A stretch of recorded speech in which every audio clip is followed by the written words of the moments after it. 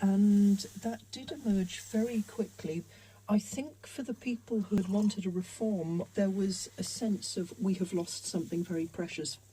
Even when they before unification, when they could see the way things were heading, but the much wider sense of nostalgia, I think, grew up as a result of the very real, terrible experience that many East Germans had. Hi, boys and girls.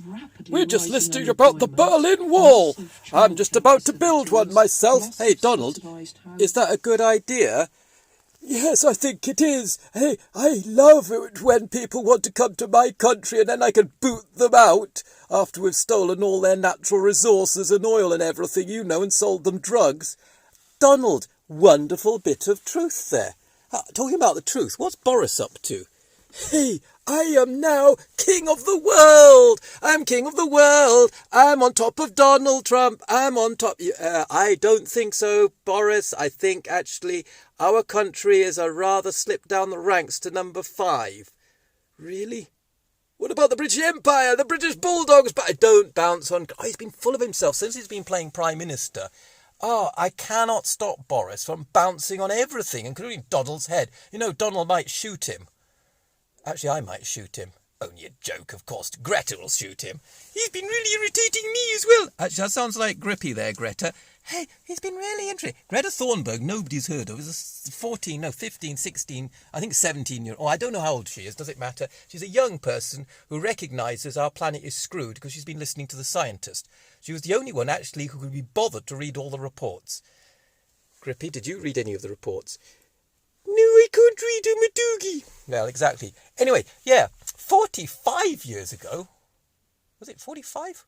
40. Okay, I don't know. A long time ago, I was in the Merchant Navy. And we visited a few really interesting. I was a small coaster. We visited a few interesting countries around Europe. But one of the places that really fascinated me is the crew used to say, and the German captain, he was German. And he was always stern, and he was a rather bad-tempered man, I have to say. Built like a brick shithouse, and he was as tall as the Empire State Building. And he would turn around and we're going to East Germany, in a German accent, obviously. And I would say, oh, okay. I had no idea.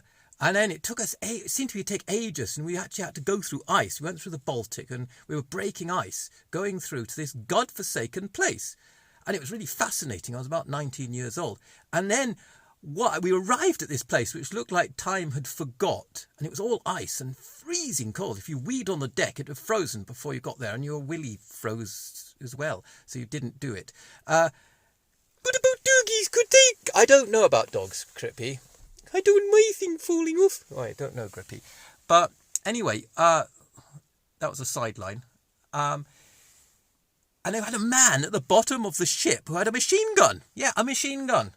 And it was really exciting. I thought, God, now is he going to shoot me, or is he shooting people coming? I think he was shooting people coming on our ship, because quite frankly, the place looked a dump.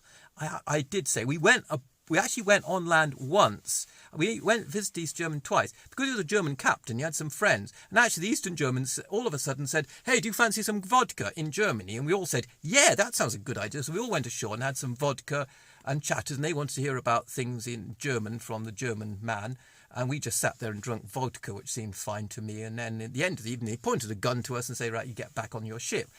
Don't worry, we weren't going to run into that country. I'll tell you, it was even worse than Ipswich. Now, Ipswich in the winter is a dive, I can promise you. But it was worse than Ipswich. I think it was worse than Ipswich. But anyway, democracy and walls. So, we've got Donald building walls. Hey, I say.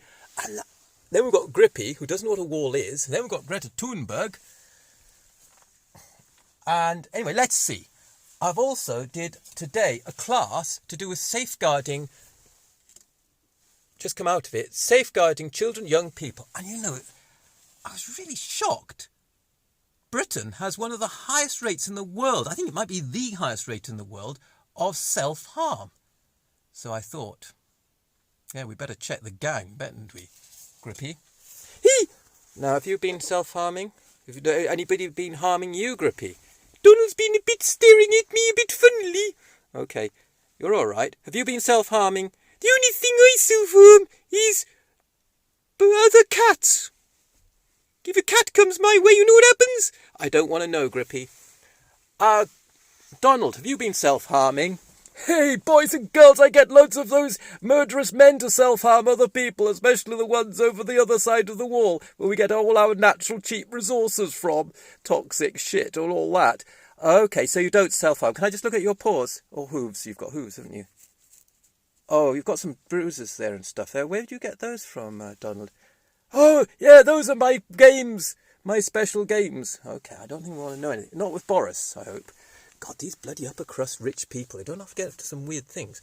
Hey, Boris, have you been self-harming?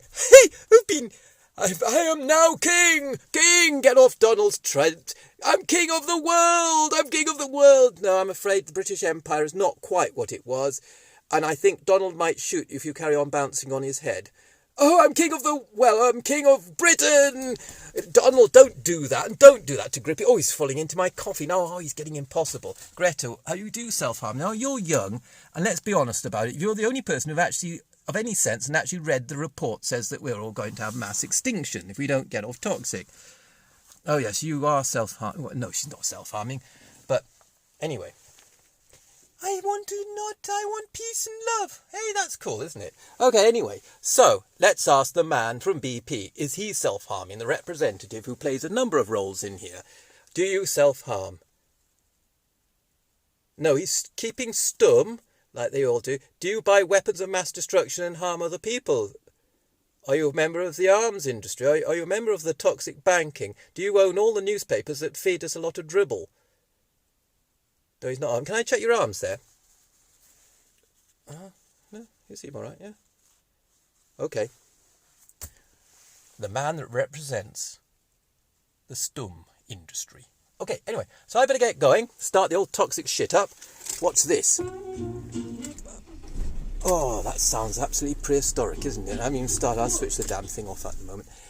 God, I'd be so glad when we just have hydrogen and electric and we ditch the old technology. It's like driving something from the last century. I keep on stalling it as well because I keep on thinking of an electric car that actually goes when you touch it. But no, you've got to get the right speed, the right times, wiggle this thing at the right time, makes a bloody horrible noise, and then you kill the planet. You like that idea? Well, you would, Grippy.